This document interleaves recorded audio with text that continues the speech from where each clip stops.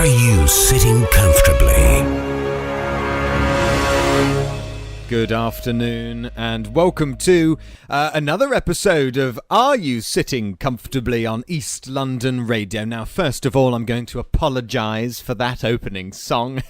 Well, it's all right, but now I can't help but associate it with the Star Trek Beyond trailer. But more on that in just a moment. My name is Roo. And I'm Scott. Hello. He is Scott indeed. What was wrong with the Beastie Boys? Why the Beastie Boys Sabotage, as it's called, Sabotage was played over the Star Trek Beyond trailer, and it looks and feels as though sabotage is exactly what they're doing to Star Trek. Yes. Excellent. We're off to a cracking start. Well, we are. We're talking about Star Wars today. We are. We've seen Star Wars. It was good. Well, we're also going to be talking about opinions about Star Wars. We're also going to be. I'm going to try and be very well behaved today. To start us off, though, I am going to have to play just one, and we're only doing one today. Just one to warn you that in half an hour's time we are going to be talking about Star Wars on our best behaviour. We're going to do our best not to spoil, but just in case, we will do our very, very best not to ruin. Oh, hello! Good lord, just that's a in big case. One. Hello, just in case. Yes. So now you know. And all yes. right. So you can listen happily for the next 25 minutes. Yes. Ish. Till we get to about halfway through, and then we will tell you what we are going to talk about is the fact that it is Star Wars, and that there might be some minor spoilers. But we'll do our best not to. If you're awesome. Easily frightened by spoilers, or even just gauging our reactions as a spoiler, just stick your fingers in your ears or go and make a sandwich or something. But don't switch us off. No, absolutely not. We need the numbers. Yeah, we need the numbers. So just turn us down and walk away. In fact, if you don't mind, every week, putting us on a loop and then just turning the volume off, that would be fantastic. Well, let's not encourage it, but we certainly wouldn't say no. Well... Yes, we're going to talk about Star Trek Beyond trailer and some other trailers as well. Yes, but first of all, trailers. We are asking the inevitable question this week: who said, "I don't have a womb"? Who said, "I don't have a womb"? Well, I don't have a womb, but I didn't say it first. I said it just now. You're less camp than who's saying this. "I don't have a womb." Just a touch. I'm glad. Thanks. Yeah, I feel. I'm glad I'm less camp than whoever that is. So, if you know the answer to who said, "I don't have a womb," just get in touch with us all here in the studio at ELR Comfortably on Twitter. You can use the Facebook page, facebook.com/ELR Comfortably. And if you're just generally confused about where to go on the internet for a womb, you can't get any better than elrcomfortably.co.uk. So go there. Featuring some exciting blog posts. Indeed, yes. Well, in fact, the trailers that we're going to talk about after the next bit of music are all in our blog. We'll guide you there again shortly. Right. But I was going to say... Go on, then. Hype. Can films live up to hype, especially when it is in such large quantities as with J.J. Abrams' Star Wars The Force Awakens? I mean, you had Stormtroopers marching through Leicester Square. You had people camping out for days and days beforehand. Anybody would think there was a new Apple iPhone out. I'm not even going to respond to that. That one's all yours. Yes, you're a PC man, aren't you? Well, that's not any kind of mobile phone. But I don't know. I don't see the point in queuing for a mobile phone or for a film. I don't mind seeing it a day after it comes out. I don't mind getting my phone a week after it, or a month, or whenever it's convenient for me. I don't need to queue. I'm not that much of a fan. Perhaps I'm dead inside. Who knows? But do you think that the fact that people do harms the film? In that you're seeing all of these people get so excited. There's such little doubt that this could be in any way a disaster of a movie that when you get in there, your expectations are just too high. It's a bit like how when you go into a movie with very low expectations and you leave thinking, well, actually, that wasn't too bad. It does affect your enjoyment of the movie. Your starting point, your starting position, I think has a role to play. Quite possibly, but then I think as well, the hype, the excitement, and the build-up is all part of the event of a big movie like Star Wars Episode 7 coming out. It's the foreplay, if you will. Oh, God. Apparently you won't. Fair enough. You just go straight in, do you? Well, I don't queue up for days. I mean, didn't people look back and regret the amount of foreplay they had before The Phantom Menace? Well, yes, but then if they hadn't, there'd have been nothing good about that at all. I think the excitement, the shared excitement... I disagree. I think if they just said, oh, look, another Star Wars film is coming out, whoop-de-doo, and then went in, they'd probably all come out going, that Jar Jar, he was all right, wasn't he? No, he wasn't. Jesus Christ. How are you allowed to have an opinion on any Star Wars film if you liked Jar Jar? We failed George Lucas. He didn't fail us. He was doing something special with Jar Jar, as we already found out in the Lady with the Van episode that we did with the Jar Jar. It wasn't like chucked into the middle of Alan Bennett's. We talked about Jar Jar before. Maggie Smith and her plastic bags. Go back and have a listen, guys. It's all on the SoundCloud and the Mixcloud and the iTunes. Do you think J.J. Abrams could work his magic with other We've moved on, films? have we? All right. Well, I mean, he did Star Trek. He did Star Trek. He did Star Wars. This is not me saying that those are good movies. I'm just saying that he's... Trek. It's not Star Trek anymore. He's brought them back. They are back, but they're not what they used to be. Now, okay, I'm going to immediately take issue with this. Okay, so what you would rather is a cookie cutter from the old films, and let's just do the same thing again and again and again. No, because at least Star Trek is doing it's stepping away from what made it popular in the first place. So you're not just seeing a rerun, a repeat. It is a reboot, yes, but it's. The thing with the Star Trek movies is that they were all very markedly different. To the point where you knew that every odd-numbered Star Trek movie was going to be pants because, well, you didn't know it, but that's how the pattern ran for no reason at all. Yeah. That was purely coincidental, but it is quite Well, fun. I can't imagine they laid that out in the, but each of them was different. There's the Wrath of Khan, followed by the search for Spock, because Spock dies at the end of 2. And in 3, he fights off a guy that kills his son and was responsible for killing Spock. And then 4, there's a time travel to go and find a whale. And then 5, they're searching for God. And then 6, it's like a whodunit in space with floating blobs of blood. You know, they all... Well, it all sounds brilliant. Yeah, they're all different. They're not the cookie-cutter, retread, rerun things at all. They're all wonderfully... No, I didn't say that Star Trek was doing that.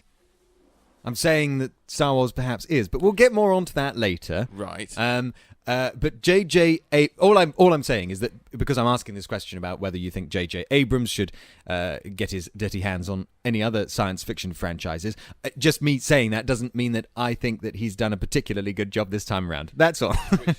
which we'll talk about more. We will. We definitely will. How about if J.J. Abrams did Farscape? Now, because I know you've thought about this, because I put money on it. I would prefer Joss Whedon. Really? Yes, I would. All right. I think Joss Whedon is better with teams and character-driven stuff.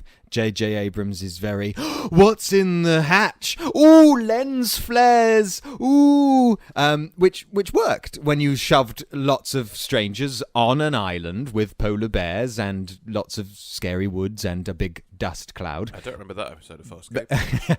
But I'm not sure it works with a lot of other things. Okay. But Farscape with Joss Whedon, with his Avengers touch, with his Buffy the Vampire Slayer-esque. You hated Buffy the I did. Vampire Slayer. You stopped watching after season 3. What I didn't like about Buffy the Vampire Slayer was dreadful. What I liked about it was very good. And I'm not saying I'll never revisit it, but that season 4 opener did nothing for me. It was offensive.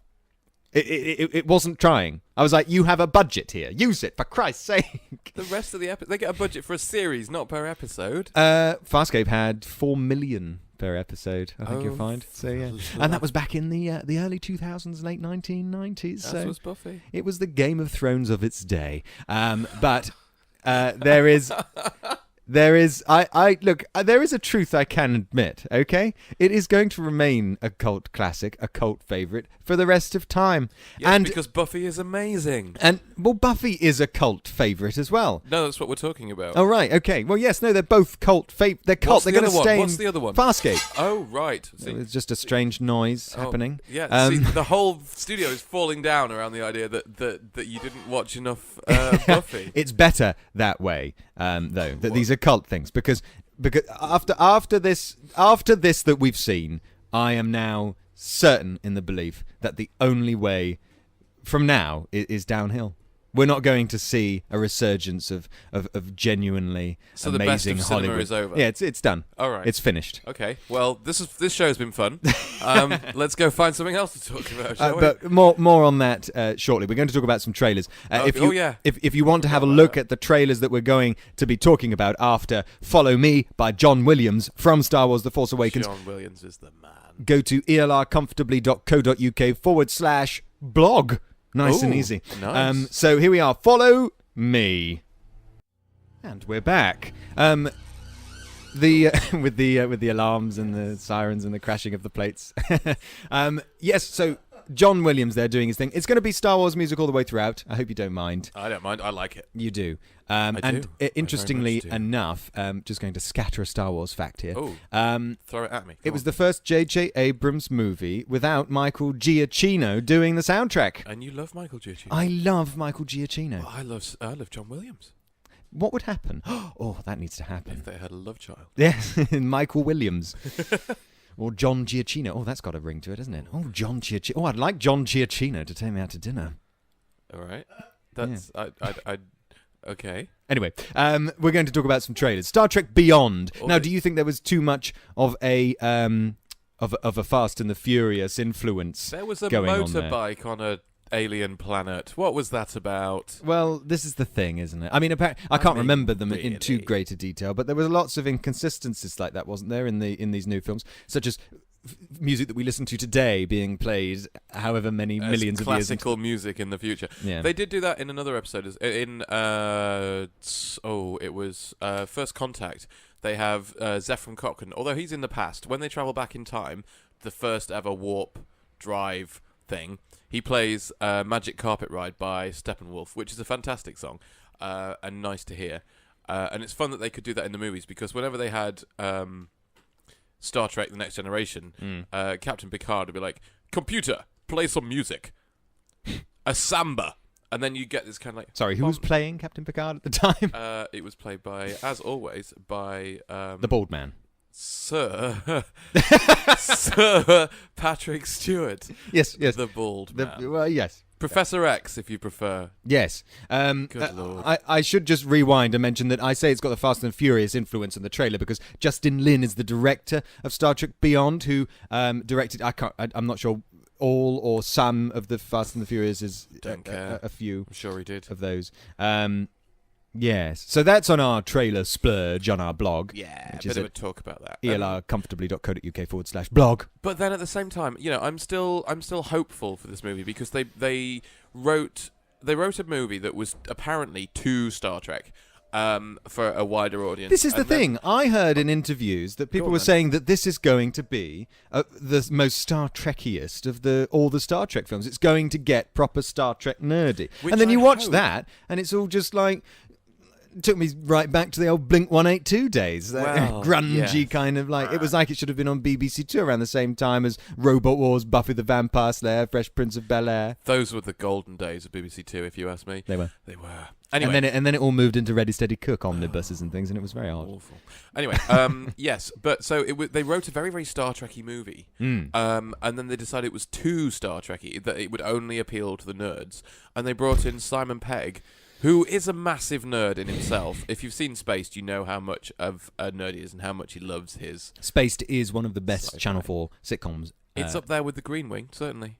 Yes. They're both amazing. And Peep Show, maybe. Yeah, so they brought him in to rewrite it, or to tweak the script or something, to make it more appealing to a larger audience. So I'm hoping that Simon Pegg has done us proud and has brought us a proper Star Trek movie, what is also appealing to lots of people who've not done any Star Trekking before. Well, he did say that it shouldn't be judged by the trailer, and I think that the marketing department really needs to do some apologising, because they're let's hope they're not reflecting how the movie actually turns out. But then you could say that, if there's a new Star Trek movie coming out, then diehard Star Trek fans are going to watch it anyway. And you could argue the trailer is more for people who probably wouldn't go and see it unless it was an exciting and possibly slightly misleading trailer. You could also argue that they're trying to distance themselves as much as they can from Star Wars. which is very John Williamsy. So let's get the Beastie Boys in and sabotage the thing. Yeah, I think they definitely. I think in the past, especially around the earlier series, anyone who wasn't a fan of either but had heard of both would probably confuse them. So you're probably right. They are drawing a line between the two, definitely, which is probably a good thing. We have some other trailers to rattle through. Let's briefly mention, first of all, Independence Day Resurgence with Jeff Goldblum, and I love Jeff Goldblum. No sign of Will Smith, which is a shame. I don't think he's in it. I think he's decided against it this time. That's a shame. Yeah, and it's Very also Bill Pullman's in it. I'm a little worried that it's gonna turn out to be pants, but I think I could put money on it. I have faith in Jeff Goldblum. When was the last bad movie Jeff Goldblum made? The Fly? This in the 70s? How dare you? Cats and Dogs. Apparently he was in Cats and Dogs. Oh, I don't. Is that Revenge of Kitty Galore or the first one? Oh, wow. Producer Joe knows his bad movies. He knows his Goldblums. Get your Goldblums out, Joe. We also saw Fantastic Beasts and Where to Find Them trailer. I missed that one. Harry I was Potter's... having a wee. You having a wee since last week? Or It was a big wee. Okay. Well, is it good? It wasn't anything particularly special. I mean, the one thing that really stood out to me about this trailer is it was got Daniel. Well, Radcliffe in it. Yes, but the main thing was that it was all doing its Harry Potter universe thing, and then it got to the end, where the big title comes up, the big metallic logo, and it's like the trailer suddenly remembered, oh no, we don't have a theme tune. We don't have a jingle. Like da da da da da da. That didn't happen, and it just sort of went. Okay. Yeah. Hopefully you come up with one of those by the time the film's out. I've got time still. Yeah. But no, it's just Harry Potter and the quest for more money, as far as I'm concerned. It is, I've no isn't real it? interest. I mean, this is going to happen. I mean, how long until we're in, Fantastic Beasts and Where to Find Them 3, Part 1? Yeah. It's like, come on, give us a break. Also, you'd struggle to fit anything more than that in a tweet. If it was Fantastic Beasts and Where to Find Them Part 3, like Revenge of the Fantastic Beasts, you're like, I'm going to see that film. You wouldn't be able to tweet about it. There'd be no, it would be abbreviated, like they do with Have I Got News for You on BBC so One. Like, in fact, we should probably start doing that. WTF. We can start doing that. What? With Are You Sitting Comfortably? Ask. That just makes it sound like something's gone wrong with your underwear, as you said that. It did. Some comedies as well. I'm surprised you're wearing any underwear. Why are you surprised? Because you're a filthy little tart. No, I don't go no commando, whatever you call it. Do you know whatever I call it? Yes. Because don't you just find that all day you're experiencing tripping over it? Yeah. You're experiencing. Yeah, I do trip over it quite a lot. You're experiencing too much movement. No, too much friction. Yeah. Oh.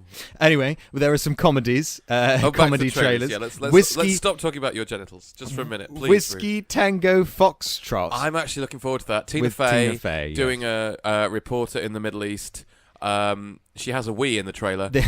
This looks far better to me than Sisters ever did. Yes, although I still want to see Sisters. We're probably not going to cover it because it's out now. Well, there's just it's Christmas, so much good stuff out. Yeah. In one go. Exactly. And How to Be Single, which is another comedy. Which, to be honest, that's Rebel Wilson, isn't it?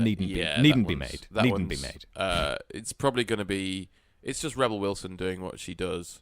I think all they've done with that film, the whole premise was, hey, Rebel, go have a weekend away in New York. We'll film you. Just go mental.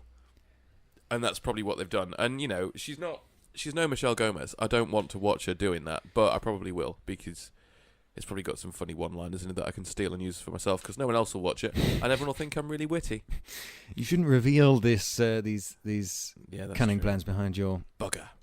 Apparently unique one-liners. What was I going to say? So, yes, are you feeling good about 2016? Or do you think that so much has been splooged in 2015 that 2016 is going to be a bit of a dud? Are you excited to be doing another year of Are You Sitting Comfortably. I'm halfway down my second cocktail. I'm tingling. I'm having an amazing time. Merry Christmas, everybody. I started drinking at 11:30 today. We're edging ever closer to our Christmas special. There is a Christmas special on the way. We're asking the question, who said? Where's my next drink? Oh, what question are you asking? I don't have a womb. Oh, yes. Any ideas? Who said? I don't have a womb. Ooh. I don't have a womb. Honestly, no. Is it? I'm going to go out on a limb here. I don't know why we say out on a limb, because what we mean is out on a branch. Do we? We're talking about trees. Well, a branch is a limb of a tree. I know, that's why I say out on a limb. Oh.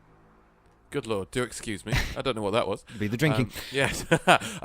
Is it in any way, tenuously, possibly linked to today's main film, What is the Star Wars? I'd say yes, it is. It is. Can I hear it once more time, please? Once more time. I don't have a womb. I want to say Mike Myers, but... No, it isn't. Oh. I can promise you that.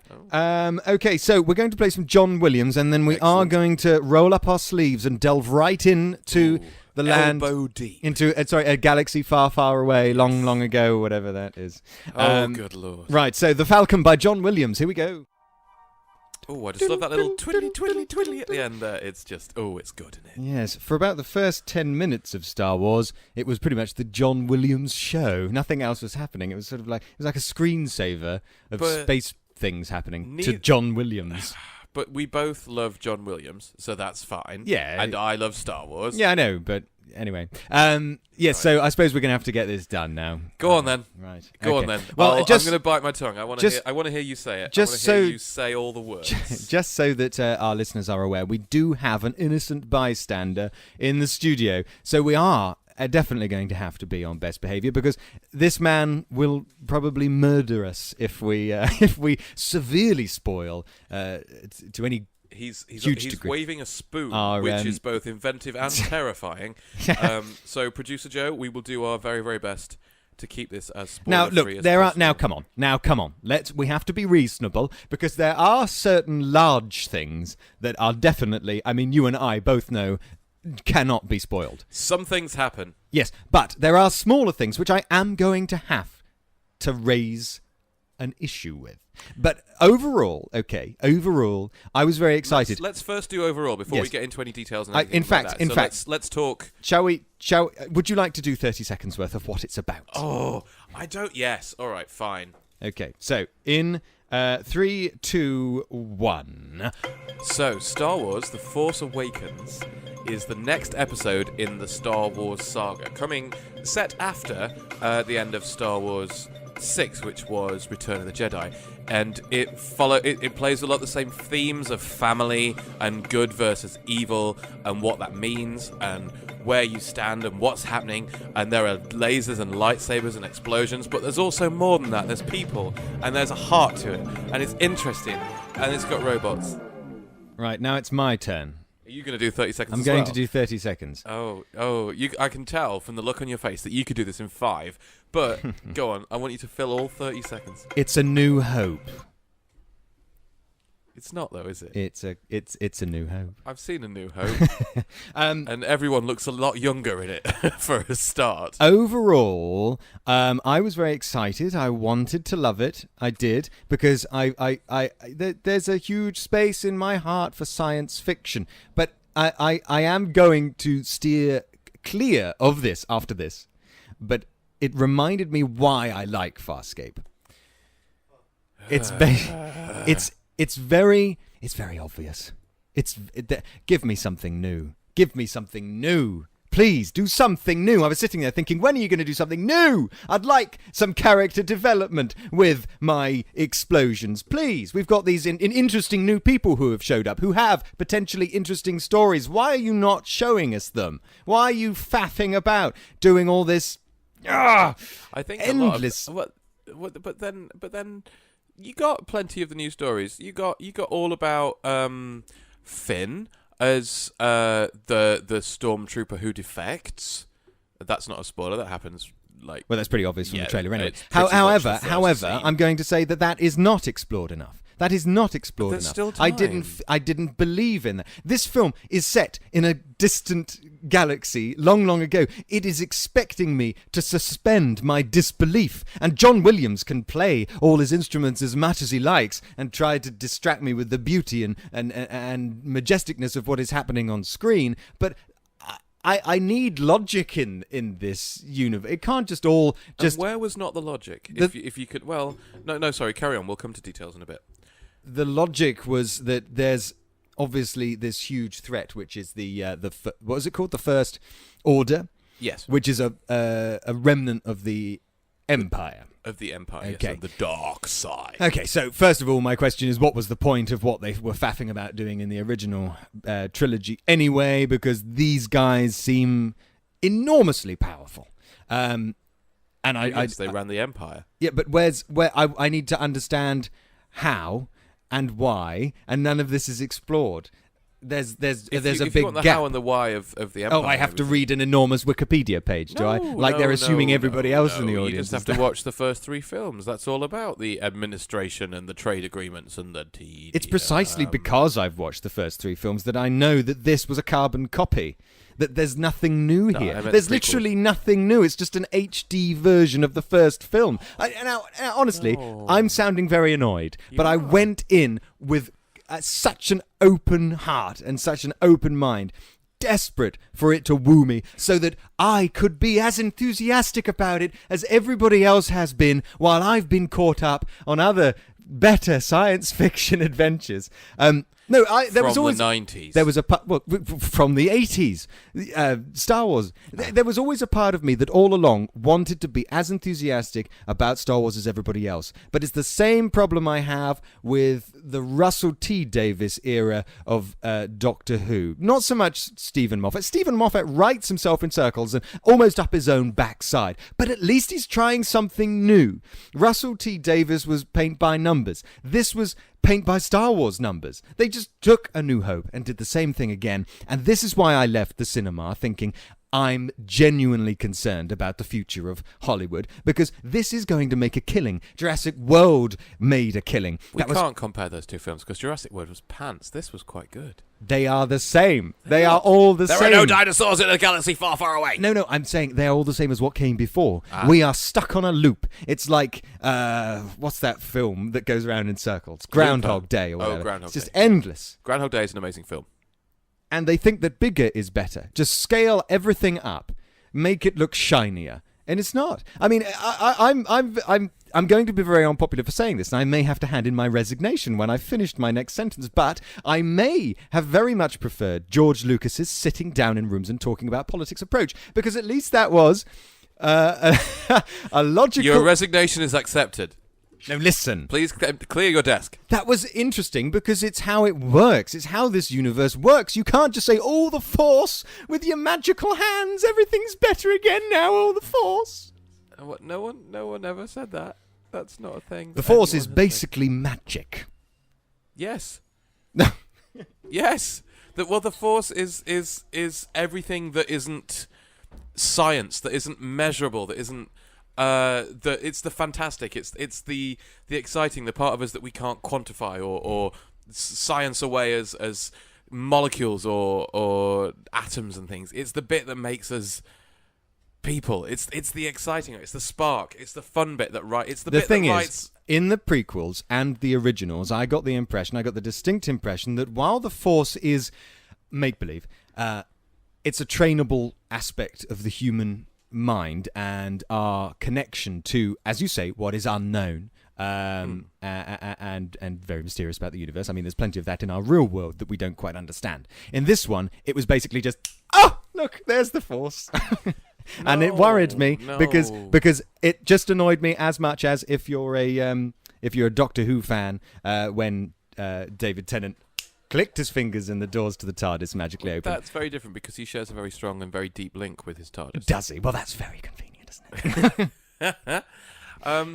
I would. May I offer a rebuttal? You may. Thank you. I do have a few more points to Oh raise. Lord! All right. Well, we'll come back to those in just a second. Yes. I want to say that this was. In fact, no. Honestly, I'm going to let you. I'm going to let you finish. But All right, Kanye. No. You're the. No, really, because I need to hear you say something. I'm drinking my tea. I need to hear you say something that isn't wishy-washy. Oh, lovely. It's about emotions and stuff. Because you have to confess that when you're dealing with a fictional universe, you have to stick to the rules invented therein. You have to. You know what I mean. There needs to be an element of. Logic, even if that logic would not make any sense in our universe, it needs to maintain its sense in that one. Do you know what I mean? Do you know what I mean? I do. Good. And yes, I think this is something that annoys me in a lot of bad films. Terminator Genesis, for example. Amongst many. But yeah, it's the idea that you create a world, and then if you're creating a world for your story, live inside that world. Once you create a set of rules and things. It's one of the reasons I didn't like Harry Potter, was because this whole idea of a hidden wizarding world didn't make any sense, because, when they weren't casting spells or studying for their exams, what did they do? No one had seen a TV. No one knew about anything like that. They thought cars were amazing because they ran without magic. It's like, no one like this can live in the real world because those things are all real things. And they have different money. What's the exchange rate? A galleon to the pound. How does that work? And why is it different? It's just overcomplicated and faffy. I haven't taken as much offence to the inconsistencies in Harry Potter because I'm not as desperate for science fiction for fantasy to be as good as science fiction. Okay. I think this is the thing. This is the thing. Is Star Wars was perhaps, I don't know this for definite, but I would say that probably it's certainly the most popular. And the most well-known, maybe not the first, but definitely the most well-known marriage between the science fiction laser space exciting explosion, or laser space and robots, not exciting explosions, laser space robots, and the fantastic, the Force and the Jedis using their mind control and their powers and making things move across the room with the use of with nothing more than. So what you're saying is that it's acceptable for it to be as inconsistent as Harry Potter because it's magic. I didn't find it inconsistent. I don't know where these inconsistencies were. And well, for instance, without spoiling it, just being able to do things without having any prior knowledge of them. And I'm not talking about what you think I'm talking about. I'm talking about all kinds of. Do you think I'm talking about Daniel Craig's cameo? What, as he was in there as a stormtrooper, but have a look we're not telling you which one. No, have a listen for the Daniel Craig as a stormtrooper, or a look, or a sniff. I don't know how you'd tell Daniel Craig. He'd smell of vodka and prostitutes, as we talked about on a previous show. Answer me this: if you're going to, I wouldn't say this is a huge spoiler. I mean, you could pretty much guess that this was going to happen. But if you are going to infiltrate a giant base of camp space Nazis, wouldn't you at least prepare yourself for the possibility of them having some kind of CCTV? Yes, but then of course, you in the Star Wars universe, you're safe to assume that this incredibly technologically advanced group of people who can. I can't really spoil it, but who can do all kinds of wonderful things with the technology they possess. They, of course, they haven't thought of CCTV. Well, no. And didn't cross their tiny minds. Too busy designing wonderful uniforms. Is this your problem, that the Death Star, or whatever it's called this time around, didn't have any CCTV? Joe, you can take your fingers out your ears. Producer Joe is sitting there humming with his fingers in his ears, trying not to listen. Is this your problem, that there wasn't CCTV on the Death Star? My problem is that that is part of it, yes. Right. But also that stormtroopers are still idiots. And one thing... They have to be idiots. They're the bad guys. Listen, They're the goons. When Doctor Who came back in 2005, one of its priorities was to make the Daleks scary. Now, I'm not sure if that was down to making the Slovene as unscary just prior to the Dalek reveal big as green possible. farty monsters. Exactly. Yeah. Like, in comparison, you can't get much less scary. But honestly, that was a dated idea. It was nonsense, and they, I would say, to a degree, made them this very difficult to defeat, almost invulnerable, emotionless machine. As opposed to a malicious dustbin with a plunger on the front. Precisely. Yeah. For the majority of the new run. Then they got a bit silly again. But less said about that, the better. Yeah. Stormtroopers needed that treatment. They can't be people in fancy dress running around sounding like they're wearing a lot of plastic, sticking right out in the middle of nowhere wearing white. I mean, I've never understood why. It's hardly you're a walking target. They're an instrument of fear. They're meant to be visible. But they're not very scary because they're constantly getting shot up. They just are incapable. You know, in the old ones, they were hitting their heads on things as they walked. That was obviously like unintentional. That was a set error. You know, somebody didn't realize that something was that low, but it was kept in. But in this one, they seem just as clumsy. They are constantly being battered, and as I say, you wouldn't. It's impossible to get to that scale of complete and utter evil without thinking there are so about many things that might occur in this movie. I mean, did anyone learn the lessons of the Death Star? No, it's just irritating. This is the problem, and I think perhaps. One of the problems when you're scanning up an enormous army full of bad guys in training or whatever, as the Empire did, as the First Order. Are they the First Order? Is that right? Is that what they're called? Yes. Yeah. I want to call them the Brotherhood, but that's not them. I don't know what that's from. I don't know where I've got the Brotherhood from, but never mind. The First Order, and maybe that's the thing. Maybe when you have massive armies, you're bound to end up with some idiots. I mean, I'm sure there's quite a few idiots in our armies nowadays. You can't train everyone to be super killers. I agree. Straight off the bat. Which is why they die. The ones that survive are the ones that become the best Marines. And stuff. I must say, I liked the fact that the Stormtroopers had their, even with their masks on, you could see just through their mannerisms that they were different people. And that was nice. That's one of the things that I really loved about this was that it wasn't CG copy and paste. Yeah. It was lots of people in outfits getting smashed around. I didn't get a sense that they really were what they were, that they had been in training as long as they had been, that they had. I mean, why were they a part of this? They need that ideological approach. We need to see that this is really what they want. This is really what they believe. That they are really at odds with the good guys in this movie, and they were, as I say, camp space Nazis. They were just walking. They were a joke. I'm sorry, but they were a laugh. All right. Well, according to all of the previous films, and also it was mentioned in this one slightly differently. In the previous films, the Stormtroopers were all clones. They were grown, and shoved in a uniform and sent out to die, which was what they did in 4, 5, and 6, the original trilogy. Which is a cool idea. Yeah, which we learnt more about in the prequels. Unfortunately, yes, we did. Yes, we did. But that was when it was. But then there was a whole done entirely through Photoshop. Yes, there was a whole scene in this movie where they talk about how Brienne of Tarth. I've forgotten her real. Gwendolyn Christie, is that her real name? The captain something or other. Oh, Joe's got his fingers in his ears again. The captain that we talk about, how her division weren't clones. Oh, I know who you mean. Shiny lady. They weren't clones. They'd all been taken from families at a very young age. Yes. And then conditioned. Yes. To be soldiers. But I'm sorry, but she can say it as much as she likes. I did not see evidence of that in Finn. I did not see evidence of it in Finn. He's supposed to be the one where it didn't work. Obviously it didn't. That's why he defects in the come first on. scene. Then they talk about it directly afterwards. I'm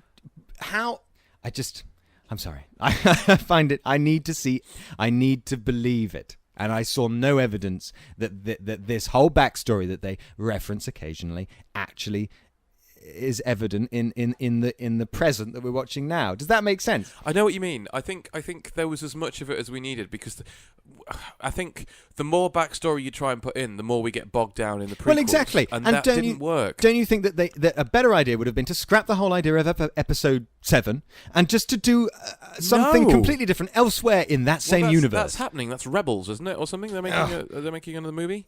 Yes. Well, okay, fine. We'll judge that when that comes around. But this movie for me was a return to the original trilogy. It was an extension of and a nice way to revisit all the people we made friends with the first time. It was practically a reboot. It was not a reboot. It was practically a reboot. Oh my God. They've already mirrored the original movies. That was George Lucas's intention with the prequels. They've done the mirroring thing. Do not mirror them again. We need something new. Give me something new. Do something new. You have an enormous budget. People are going to watch it anyway. They had a new baddie who was arguably he's a bloke in a cape wearing a mask. Where have we seen that before? Is he in a big circular spaceship? Oh, I think he might be, yes. What did you go into this film expecting? That's what Star Wars is. I went into this film expecting that perhaps J.J. Abrams would like to reinvigorate Hollywood with some fresh new ideas, but what he actually did was took one look at George Lucas sitting on his own in the corner with a bloomin' Jar Jar Binks cuddly toy and thought, I'm not doing that again, so I'll just copy the first film and then they'll love it, because that's what Star Wars fans want. They're clearly going mental over this because it's the same thing. You can't go wrong if you do the same thing again. Honestly, now, and this is my final mention of Farscape, because no one's listening to me. For the love of... J.J. Abrams isn't listening. No one's listening. I'm going to stop talking about it. But if Farscape released a film, the last thing I would want them to do, the very last thing, and the thing that I could always trust them to do when they were making a TV show, is never repeat. I wouldn't want the same thing again. They always reinvented. They always gave me something shocking, something new, something formidably out of the blue. And this was none of those things. Absolutely none of them. Honestly? It was so predictable, and I'm not even some nerd who's watched the original films over and over again. I mean, I just don't understand how anybody could get through this without at least thinking, am I being shortchanged here? Is this a laugh? I would say, no, you're not being shortchanged here.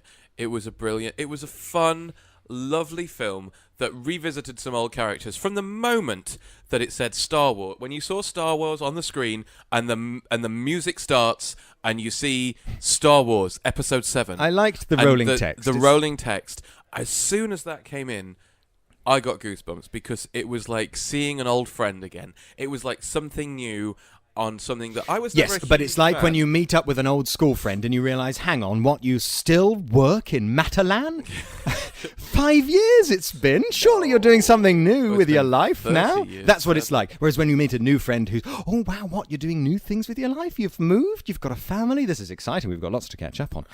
I think that is what this wasn't. I think. Do you want the final word? Give me the final word. Come on. You actually said you've moved. You've got a family with much to catch up on. All of the characters from the original trilogy had moved, had families, and had much to catch up on. There's this obsession with complicated family trees. Stop copying the original movie. It's not. And honestly, it's not that much of a spoiler, because everyone is someone else's. Stop it. Stop it All there. right. Shall we play The Ways of the Force and then let's get on with the show? All right. Let's finish the show Can I shortly. just say now you can. that I very much enjoyed the film. I think it's a lovely romp. It's some of the dialogue is a little bit clunky and expositionary, especially in the first act. But I can see your point. It is classic Star Wars, but I think it's up to date. It's new. It's interesting. There's new characters. There's new things happening. It's fun. And it is much closer to the spirit of the original 3 than the prequels were. I think this is a good film. I would say I would give it like 9 out of 10. I'm now 4.5 stars. Listen, I'm going to now indulge us in my favourite part of the movie, All right, then. which is the soundtrack. Is it which bit are you playing? Which bit have we got? The Ways of the Force by John Williams. Oh. All right, that was lovely. And we have to be brief because the end of the show is coming, but I must just give the film some praise. BB-8. BB-8 is a wonderful creation and much easier to take as a moviegoer as comic relief than Jar Jar Binks is. Yeah, well, I see one of my problems with the BB-8 because he's just R2-D2 again. There's no real difference. Well, yeah, but, Jar Jar. Yeah, the less said about Jar Jar, the better. We've been asking the question, who said this? I don't have a womb. Would you like the answer, Scott? Please, because it's going to bug me. It's C-3PO from Star Wars XXX, the porn parody. Would you like a full clip? No? I don't have a womb. Where are you going? Even if I had an ass, it would not be fat.